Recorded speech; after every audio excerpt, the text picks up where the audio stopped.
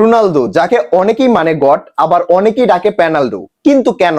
চলুন একটু ইতিহাস জেনে আসি। রোনালদোর ক্যারিয়ারের 976টি গোলের মধ্যে 183টি গোলই আসে পেনাল্টি থেকে। 2009 সাল লা লিগায় প্রথম গোল এবং রিয়াল মাদ্রিদের হয়ে রোনালদোর প্রথম গোলটি ছিল পেনাল্টি থেকে। ইউরোপা লিগ 2022 সাল রোনালদোর প্রথম গোল আবারও পেনাল্টি থেকে। ইউরোপ থেকে সৌদি প্রো লিগ আল নাসরের হয়েও প্রথম গোলটি পায় পেনাল্টি থেকে। এবার আসি বিশ্বকাপে। রোনালদোর প্রথম বিশ্বকাপ 2006 সাল। সেই প্রথম বিশ্বকাপের প্রথম গোলটিও রোনালদো পায় পেনাল্টি থেকে। রোনালদো তার ক্যারিয়ারের 6টি বিশ্বকাপ খেললেও 2026 সাল এইটাই প্রথম কোন বিশ্বকাপ যার নকআউট পর্বে রোনালদো গোল করতে সক্ষম হয়, এবং রোনালদোর সেই নকআউট পর্বের প্রথম গোলটিও আসে পেনাল্টি থেকে। তাহলে বুঝতেই পারতেছেন রোনালদোকে কেন সবাই পেনাল্ডো বলে ডাকে। যাই হোক, আজ রাত 1টায় রোনালদো ভার্সেস ইয়ামাল এবং পর্তুগাল ভার্সেস স্পেনের খেলা, যেটি খুবই হাড্ডাহাড্ডি লড়াই হবে। যেহেতু বছর শেষ বিশ্বকাপ এবং লামিন ইয়ামালের প্রথম বিশ্বকাপ, দুইজনের জন্যই রইল শুভকামনা। Let's enjoy the game.